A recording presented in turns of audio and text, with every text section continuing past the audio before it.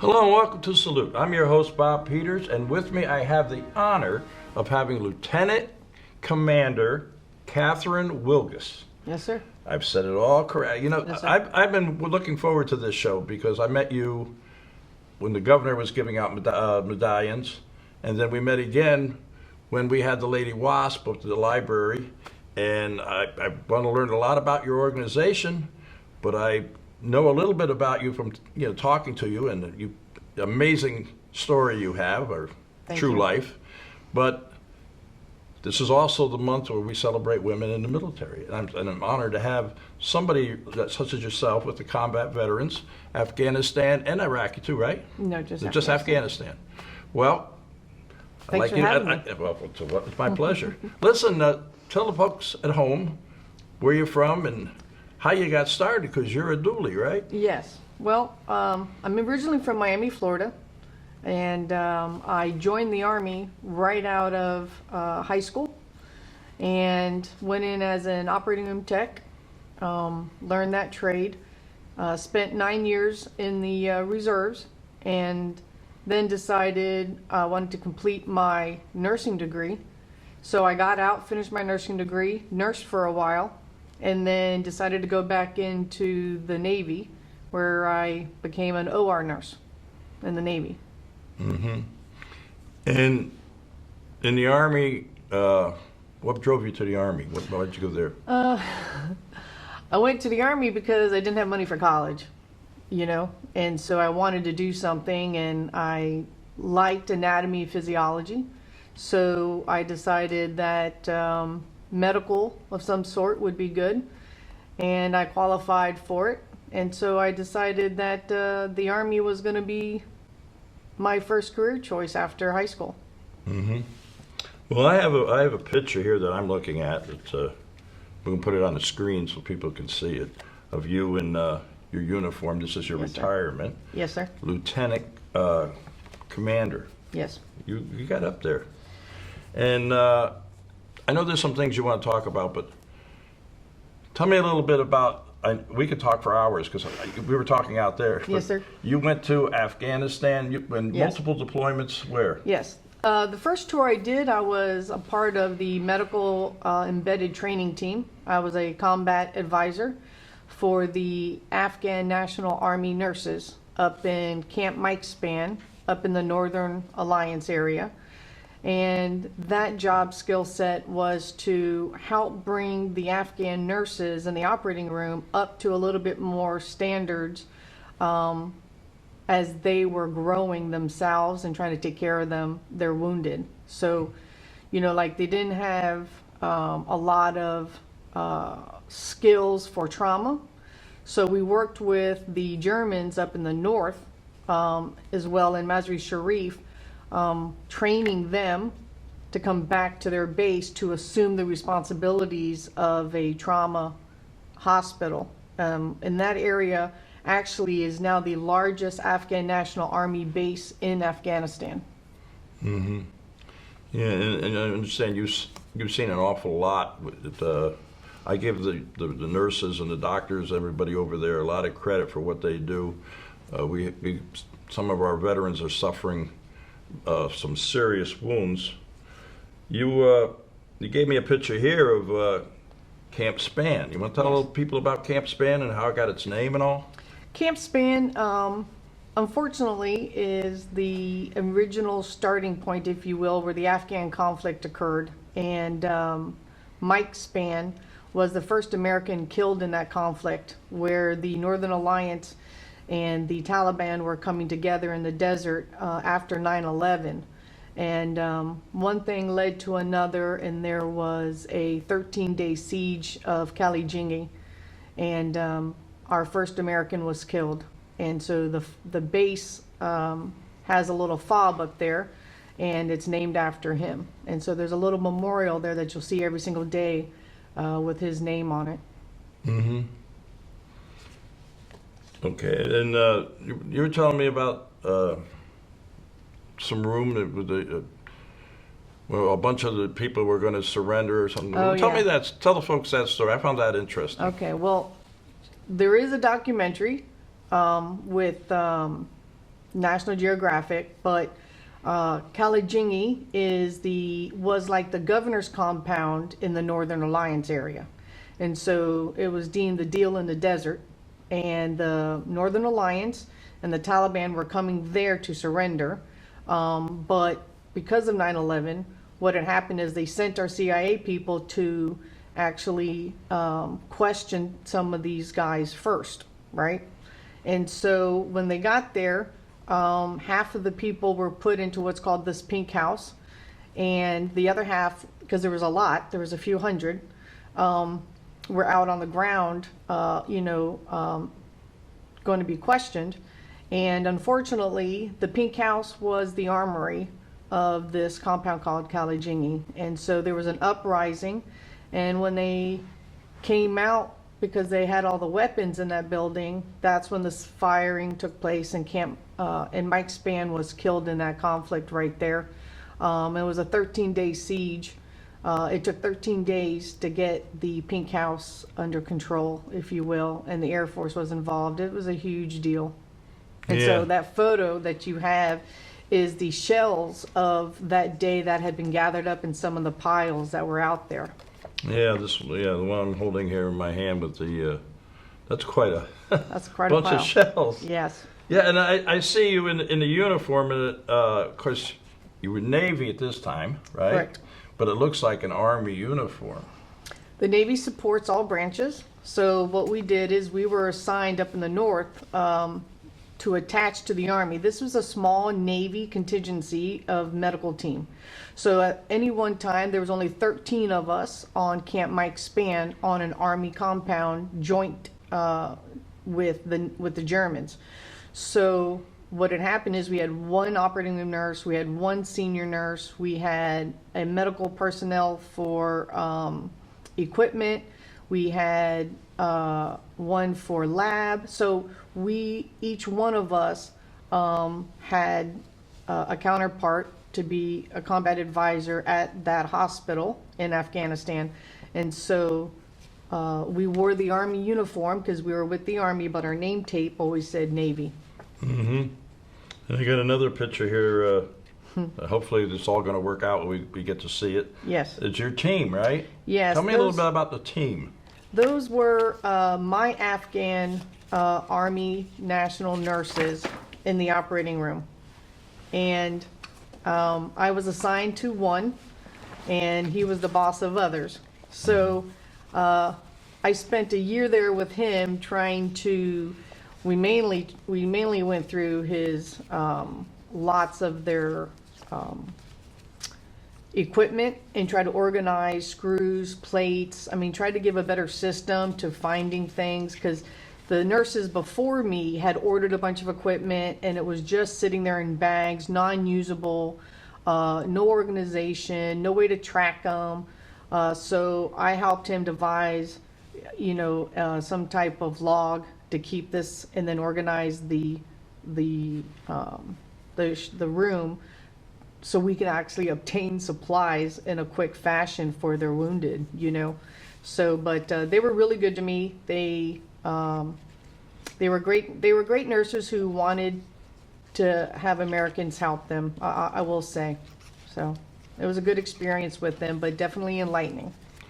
Yeah, I'm sure. I mean, you've seen a lot, and I have another photo here I'm looking at now with you and one of the nurses from It was an Afghan national policewoman.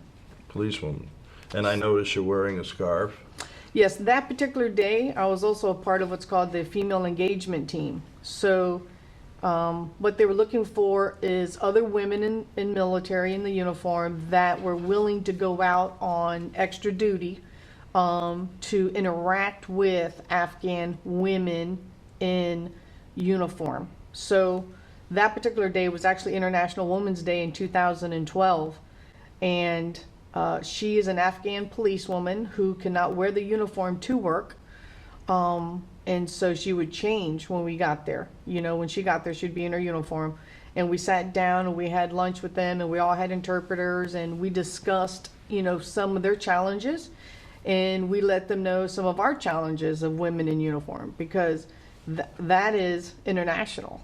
Yeah. You know, so I think that was some type of support mechanism for them to hopefully encourage them, you know, in their plight, if you will. And it's one of the reasons I'm glad you came on the show, because I don't think women get recognized for what they've done in the military, you know. And you know, you've done a lot, you've seen a lot, and we should definitely recognize our women, because they are heroes too. And I'm glad to have met you. Thank you, sir. So, but you also told me to mention your hat. Yeah. So I'm going to mention your hat. Yes. Tell me about it. So, unfortunately, since I've been retired in 2016, I have been overlooked wearing this hat. And so this is my second Afghan hat. And every time I wore the hat, people would say, you know, is that your hat? And it was on my head. Or did you serve?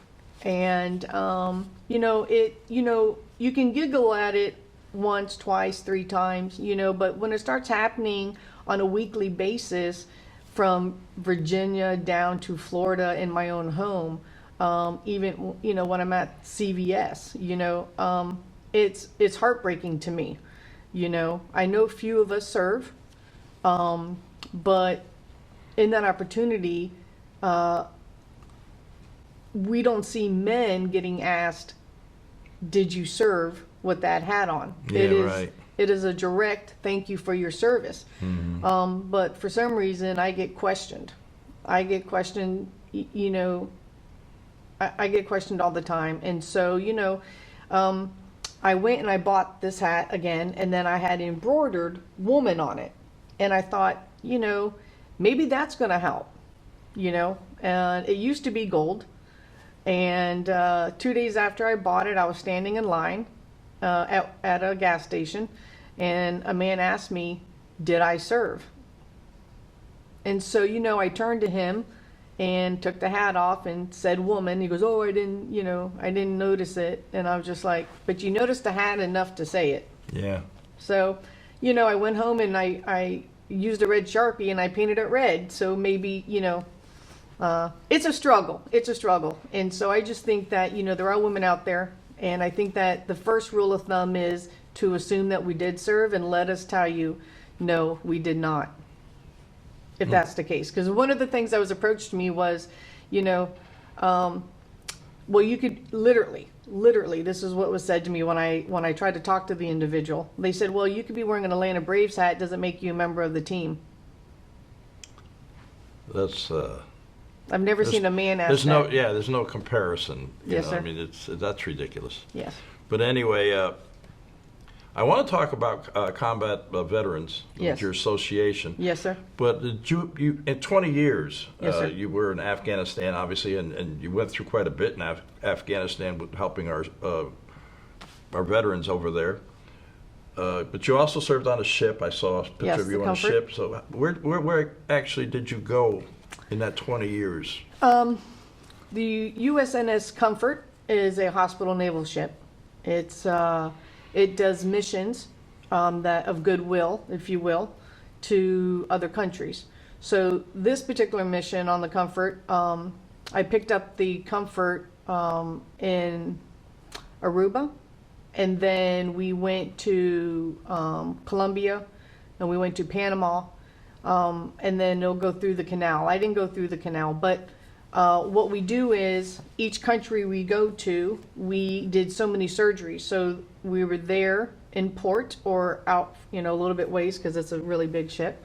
And we assessed people. We did a lot of eyes, a lot of cataract surgery. We did gallbladders. I mean, we did a lot of other surgeries for sick people. So we spend the first day once we land, the doctors and the nurses and the team, we go out there and there's a line.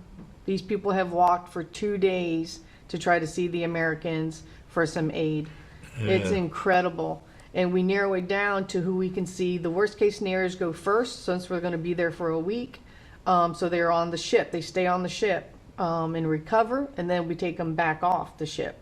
So a family member can come as well. So it's a huge feat So we do surgery from sun up to sundown the whole time that we're there, and then we leave and we go to the next country, and we do more surgeries. And the ship also carries, like I met a really close friend of mine forever now. She's a Latter-day Saint, and their organization wanted to donate all these goods, right? So in turn, this particular organization donated nurses, doctors, surgeons, whatever, and we took on their cargo that they wanted to pass to the Panamanians, let's just say, right? And so that's how I met this other nurse, who's civilian. And so it's a real big coalition of people trying to make it work, of different entities that we carry their cargo, and they take their, people who do cleft palates, the countries, the people that do that. And so it was a huge humbling experience to meet all these different people coming together to serve third world countries. That's what that amazing. mission was. That's got to be good for the heart, huh? Yes, it was. Yeah. We saw a lady, I just have to say, we had a lady who had her eyes done and she couldn't see because the cataracts were so bad. And when she woke up, she actually sang, God Bless America. I mean, you can't beat that feeling. Oh, wow. That was good. That had to put a tear in your eye. It was. It would me, I know that, yeah.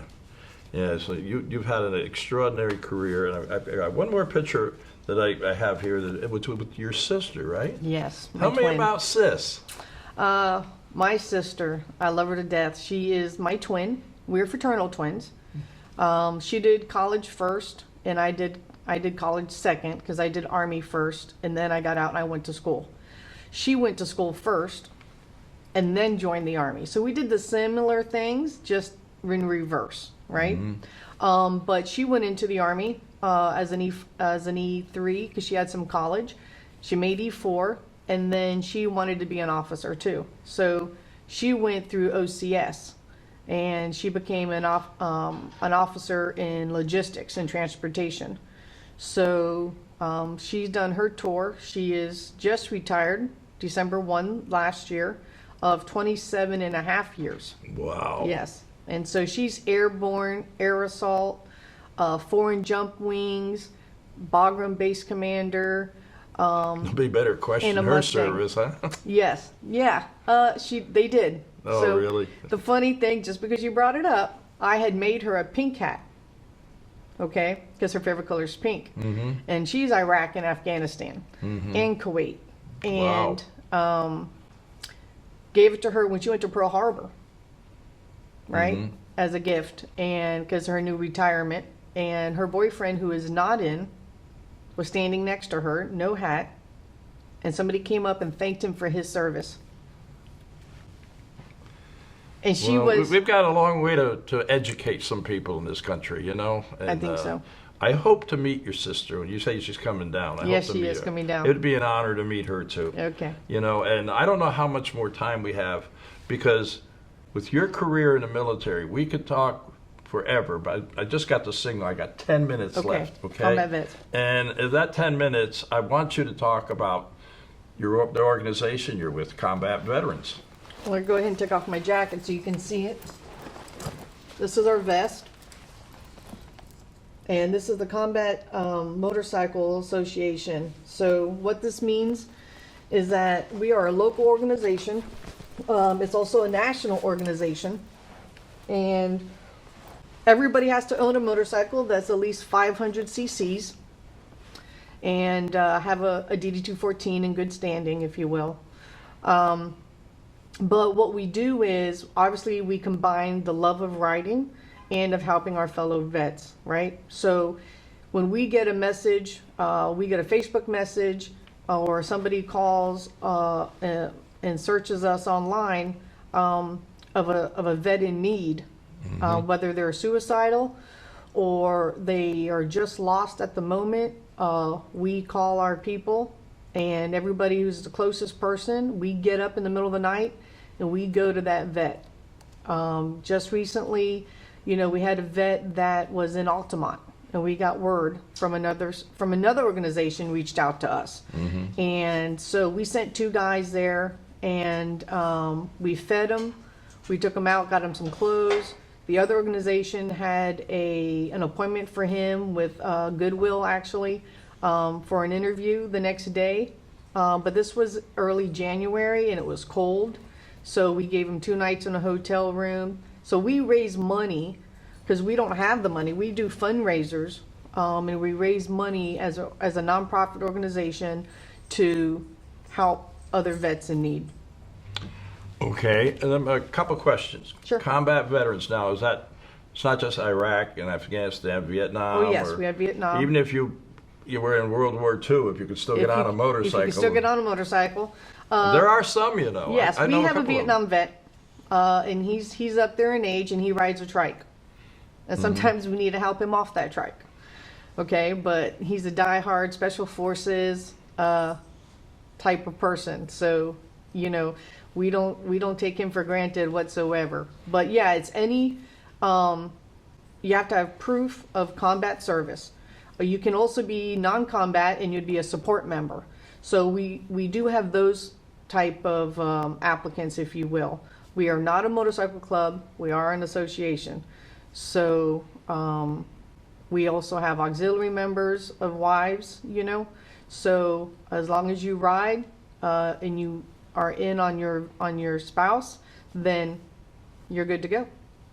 Okay, and how would I learn more about your organization? Well, if they want to join or if they want to help, the best way, we have an open Facebook page. It's if you search on Facebook, it's CVMA Florida FL 20-4. 20 is the number for the state of Florida. 4 is we're the 4th chapter that was made in Florida. So currently, Florida has 13 chapters. Really? 13 chapters. So the newest one is Daytona, chapter 13, actually, this month. So if anybody is in the state of Florida and knows this or knows of another vet, they can search Combat Vet ORG. That's a national website, and they're in all the states. And you can find a chapter to join or support. Good, good. Hopefully we'll get some more members and we'll That'd be help out our awesome. brothers and sisters. That's right. Right now we have about our local, we go from Kissimmee area to DeLand, then from Tampa to Cocoa. So we're a big zone, right? That's our chapter. And then Kissimmee starts 20-1 and stuff like that. But we have about 65 members. And that includes, that's our full members. We call full members are the combat members. Support members, we have 2. Now, what would a support member be? Would it be somebody that was in the service but Correct. not necessarily combat? combat. So what constitutes a combat veteran? Would they have to have like a Vietnam Veteran Service Medal, Campaign Medal? Correct. On the DD-214, you have Right. to submit, and it has to show your combat service. It'll say combat the area that you were in. So Afghanistan, there's other missions that will, let's just say, are not on dirt. They also qualify if you're out in the ocean somewhere and something occurred, so you're in that time frame. Yeah. So you just have certain qualifications on that. It's documented, and then it goes to the national. We don't approve it at our level. It's approved to the national bod. Usually takes about 30 days or so, and then we get your number and you order your patch. And Where nice is the ceremony. national organization? where? Where's the entity of the national? That one I do not know that Oh, answer. I gotcha. You got me on that one. I don't know where the actual national one. Each state has a state president, if you will, and then all the states, go to the national. They. Now, is there dues required? There's no dues. There's just an application fee. So the application fee is $20. Once you have to have a motorcycle endorsement. We want to make sure that you're eligible to ride. Right. Your bike has to be in your name, and it has to be at least 500 cc's. You have to have an honorable discharge. If it's questionable, then that's a whole different process. It's not necessarily it's a no, but it can't be dishonorable. And then once all that goes forward, you get a national number, and then another $50 is for your patch fee. Okay. Then we have a nice ceremony. patching and Yeah, sanding. well, I talked to you a little bit beforehand, and I said, "Do you know about the Patriot Guard?" And you guys say, "Yeah, you ride together sometimes." Yes. They're great. That's another fantastic organization. But you also were telling me about some of the rides you do. Yes. You want to tell folks at home? Yeah, so we also support our fallen brothers. A lot of family members would like our motorcycle support, the show of the brotherhood, sisterhood, and our two recent airmen that died in Iraq when that helicopter went down. They're returning home on Tuesday, and anyway, so we will be supporting that and showing up in as many volunteers as we can to ride out there and line the hangar, so the family and everybody knows that their brothers and sisters were with them. So, or we do wreaths across America, and we all line up and we take wreaths out. You know, we escort the wreaths, one of the 18-wheelers that day to the cemetery, and then we all pass wreaths out as well. So we try to get our name out in the community as well, to show that support for our fallen. Well, I hope this show reaches a lot of I think it people will. I out there. appreciate that. Yeah, and I'm very, very honored and impressed to have met you, and I will see you around the. Because I know we go to a lot of Yes, different things, you know. Lately we have, yes, sir. Yeah, yeah. People gonna start talking. Yeah, yeah. So, unfortunately, I just got the signal. Can't Okay. see you over there. I just got the signal that we have to stop. But once again, they want to learn about the organization. Where do they go again? Search Facebook or search the internet for, you can either search combatvet.org, or you can go to Facebook at CVMA FL, 20-4. Okay. Lieutenant Commander. Brother, thank you. Thank you, sir. Oh, that's a term, right? Yes, sir. You know, that's what they have to say to a woman officer, right? No, they do, ma'am. Oh, they do, ma'am. Well, thank you, ma'am. Friend, I'd like to use Friend. that one better, okay? Good one. But it's time to say goodbye, so I Roger. want you to join me. Yes, sir. To all our veterans out there, active military and their families, we salute you for all you do. Till next you. time.